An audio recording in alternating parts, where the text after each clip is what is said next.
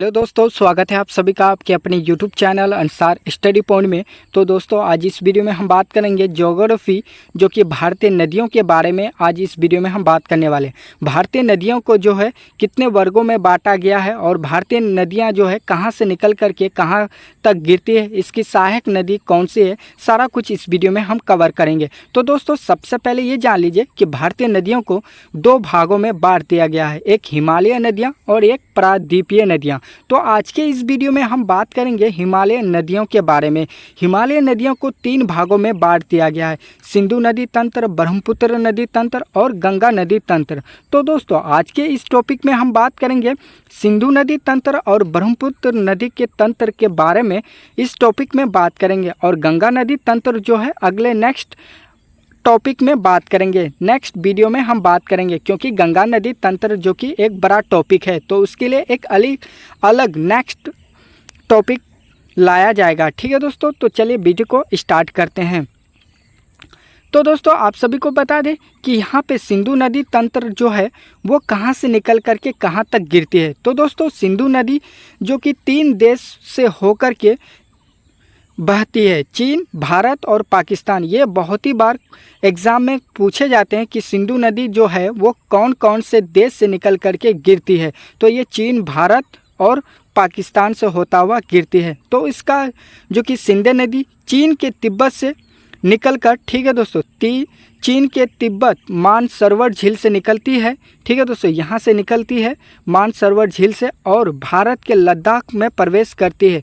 भारत के लद्दाख में प्रवेश करता हुआ यह पाकिस्तान से होता हुआ अरब सागर में जाकर के गिर जाती है सिंधु नदी। ठीक है दोस्तों, और ये सिंधु नदी का उद्गम स्थल और मुहाना बहुत ही बार एग्ज़ाम में पूछे जाते हैं। तो आपको बता दें कि इसका उद्गम का माना होता है कि सिंधु नदी यानी कि कहाँ से निकलती है, और मुहाना का माना होता है कहाँ जाके गिरती है।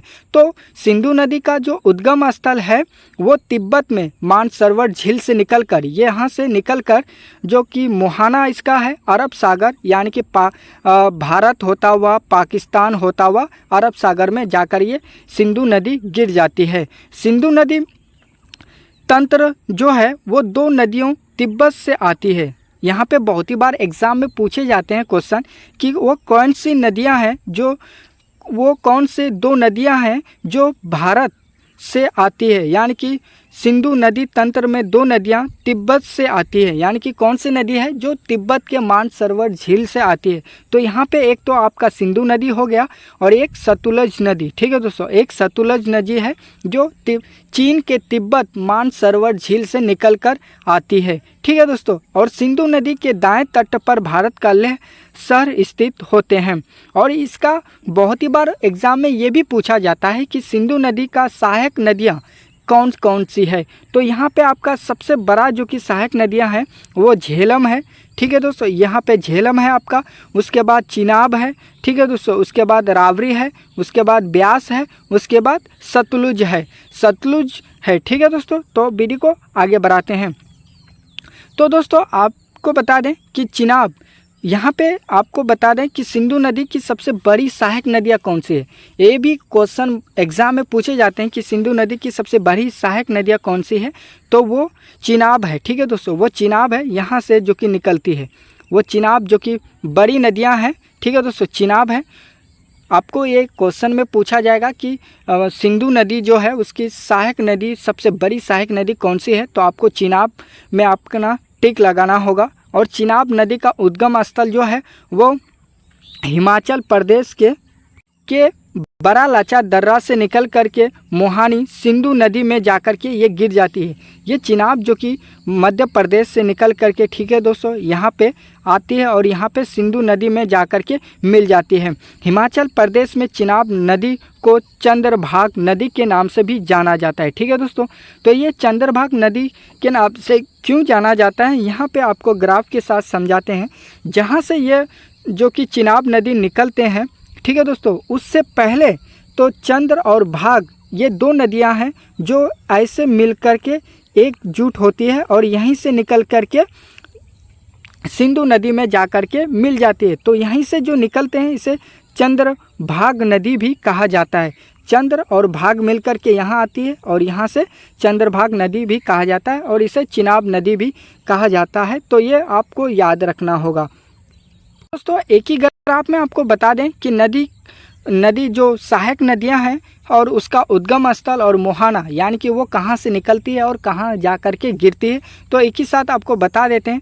झेलम नदी बरेली नगर झील में रहती है। झेलम नदी बरेली नगर झील है जो जम्मू कश्मीर में है। बरेली नगर झील तो दोस्तों आपको बता दें कि झेलम नदी जो है बरेली नाग झील है। नाग झील यानी कि यहाँ पे ये इतना बड़ा झील है, वहाँ पे नागों का झील कहा जाता है। ये जम्मू कश्मीर है और इसका मुहाना जो कि चिनाब नदी में जाकर के यहाँ मिल जाती है। ये जो झील है ये नदी है और यहाँ आकर के चिनाब में मिल जाती है। ठीक है दोस्तों। और श्रीनगर झेलम नदी के तट पर है। श्रीनगर जो है जम्मू कश्मीर में वो झेलम नदी के तट पर है। दूसरी नदी रावरी नदी जो रोहतांग दर्रा हिमाचल प्रदेश से निकलकर चिनाब में जाकर के मिल जाती है और लाहौर जो है रावरी नदी के तट पर बसा है। ठीक है दोस्तों, लाहौर। और सतलुज नदी राक सत्ताल से मानसरोवर झील से निकलकर, ठीक है दोस्तों, तिब्बत के मानसरोवर झील से निकलकर चिनाब में जाकर के ये भी सतलुज नदी ये जो है ये चिनाब तिब्बत के मानसरोवर झील से निकलकर यहाँ आकर के यानी कि चिनाब में आकर के चिनाब नदी जो है वहाँ आकर के मिल जाती है। ठीक है दोस्तों।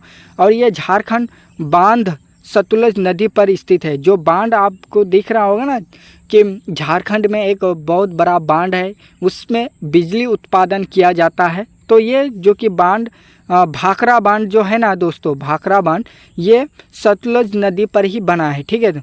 अब बात करें ब्यास नदी रोहतांग दर्रा से निकलती है। ये भी हिमाचल प्रदेश में ही पड़ते हैं और सतलुज में जाकर के मिल जाते हैं। पंजाब के हर एक क्षेत्र में सतलुज और ब्यास का संगम होता है। वहीं से भारत की सबसे लंबी नदियाँ इंदिरा गांधी नहर भी निकलती है। ये जो है यहाँ से इंदिरा गांधी नहर भी एक बहुत बड़ा नहर है। ठीक है दोस्तों, ये भी बहुत ही बार क्वेश्चन पूछे जाते हैं। ठीक है दोस्तों, तो इंदिरा गांधी नहर ये दोनों के मिलने से वहाँ से निकलती है। अब बात करते हैं दोस्तों ब्रह्मपुत्र नदी के बारे में। ब्रह्मपुत्र नदी भी तिब्बत के मानसरोवर झील के पास से निकलती है। ये जो ब्रह्मपुत्र नदी है ये तिब्बत के मानसरोवर झील से निकलती है। ठीक है दोस्तों, ये नदी 3 देशों में चीन, भारत और बांग्लादेश, ठीक है दोस्तों, ब्रह्मपुत्र नदी जो है ये 3 देशों से निकल कर के बहती है, यानी कि चीन, भारत और बांग्लादेश। और सिंधु नदी जो है चीन, भारत और पाकिस्तान से होकर के बहती है। ठीक है दोस्तों, ये बात ध्यान रखना। और ब्रह्मपुत्र नदी की कुल लंबाई जो है, ठीक है दोस्तों, 29 किलोमीटर है। ठीक है। इस पर भारत की सबसे लंबाई केवल भारत में जो है इसका लंबाई ब्रह्मपुत्र नदी का वो 916 मीटर है। ठीक है दोस्तों, भारत में इसकी लंबाई 916 मीटर है और ब्रह्मपुत्र भारत की सबसे चौड़ी नदी कहा जाता है। ठीक है दोस्तों, ये बहुत ही बार एग्जाम में पूछे जाते हैं कि वह कौन सी नदी है जो भारत में सबसे चौड़ी नदी है, या फिर वो कौन सी नदी है जो भारत में सबसे चौड़ी नदी है। तो ये ब्रह्मपुत्र नदी है जो सबसे चौड़ी है भारत में। ठीक है दोस्तों, ब्रह्मपुत्र नदी को अन्य नामों के नाम से भी जाना जाता है। ठीक है दोस्तों, क्या क्या नाम से जाना, इसे तिब्बत में यारलुंग सांगपो के नाम से जाना जाता है। अरुणाचल प्रदेश में दिहांग के नाम से जाना जाता है। आसाम में ब्रह्मपुत्र के नाम से जाना जाता है और बांग्लादेश में जमुना के नाम से इस नदी को जाना जाता है। यह ब्रह्मपुत्र नदी जो है मानसरोवर चीन के तिब्बत में मानसरोवर झील से निकलकर, ठीक है दोस्तों, भारत के अरुणाचल प्रदेश से होता हुआ, ठीक है दोस्तों, बांग्लादेश में आकर के बंगाल की खाड़ी में जाकर के गिर जाती है। तो दोस्तों इसका जो लंबाई है, कुल लंबाई 2900 किलोमीटर है और भारत की इसकी लंबाई है 916 किलोमीटर और भारत की यह सबसे चौड़ी नदी कहा जाता है। ठीक है दोस्तों, क्वेश्चन जो एग्ज़ाम में ये भी पूछा जाता है कि ब्रह्मपुत्र नदी को और किन किन नामों से पुकारा जाता है, किन किन नामों से जाना जाता है। तो आपको ये नाम जो कि याद रखना होगा। ठीक है दोस्तों, ये नाम आपको याद रखना होगा। इन 4 नामों से जो कि पुकारा जाता है। अब बढ़ते हैं आगे। ब्रह्मपुत्र की सहायक नदियाँ कौन कौन सी है? तो दोस्तों ब्रह्मपुत्र की सहायक नदियाँ जो कि ये ब्रह्मपुत्र नदी है, ठीक है दोस्तों, और इसके राइट साइड में ये नदियाँ हैं और लेफ़्ट साइड में ये नदियाँ हैं। तो बहुत ही बार लेफ़्ट साइड में कौन सी नदियाँ मिलती है ब्रह्मपुत्र नदी से और राइट साइड में कौन सी नदियाँ ब्रह्मपुत्र से मिलती है, तो आपको ये याद रखना होगा, ठीक है दोस्तों, जो कि ये लेफ़्ट साइड है और ये राइट साइड है। तो लेफ़्ट साइड में आपको कहा जाए कि लेफ़्ट साइड में आपका जो ब्रह्मपुत्र की सहायक नदियाँ हैं वो कौन कौन सी है? तो दिबांग है, लोहित है, लोहित जो कि खून की नदी के नाम से भी जाना जाता है, ठीक है, धनसिरी है, ठीक है दोस्तों, कोपिली नदी है, ये जो कि लेफ़्ट साइड से ब्रह्मपुत्र सहायक नदियां हैं। और राइट साइड से सुबानसिरी है, तीस्ता है, संकोश है, मानस है, ठीक है दोस्तों। ये दुनिया का सबसे बड़ा नदी द्वीप मजूली ब्रह्मपुत्र के नदी पर ही स्थित है, आसाम में, ठीक है दोस्तों। यहाँ जो कि दुनिया का सबसे बड़ा द्वीप जो कि यहाँ पे है, ठीक है दोस्तों, दुनिया का सबसे बड़ा द्वीप मजूली द्वीप ब्रह्मपुत्र नदी पर है, जो ये आसाम में पड़ता है, ये आसाम में पड़ता है, ठीक है दोस्तों। ये ध्यान रखिएगा, जो दुनिया का सबसे बड़ा जो द्वीप है वो कहाँ पर स्थित है? तो आसाम में स्थित है। कौन से नदी के तट पर है? तो ये ब्रह्मपुत्र नदी के तट पर है। इसका नाम क्या है? माजुली द्वीप, ठीक है दोस्तों, इसका नाम माजुली द्वीप है। तो आपको ये याद रखना होगा। तो दोस्तों ये थी अब टॉपिक, ठीक है, और नेक्स्ट टॉपिक में हम गंगा नदी के बारे में पूरी जानकारी कवर करेंगे, ठीक है दोस्तों। तो अपने दोस्तों को ज़्यादा से ज़्यादा शेयर कीजिएगा और वीडियो आपको अच्छी लगे तो लाइक कमेंट शेयर जरूर कर दीजिएगा। आपका एक लाइक मुझे मोटिवेशन करता है, ठीक है दोस्तों। इसी तरह से हर टॉपिक में आपके लिए वीडियो लाता रहूँगा, ठीक है दोस्तों, हर सब्जेक्ट का, ठीक है। तो मिलते हैं अगले नेक्स्ट अपडेट के साथ, अगले नेक्स्ट टॉपिक के साथ।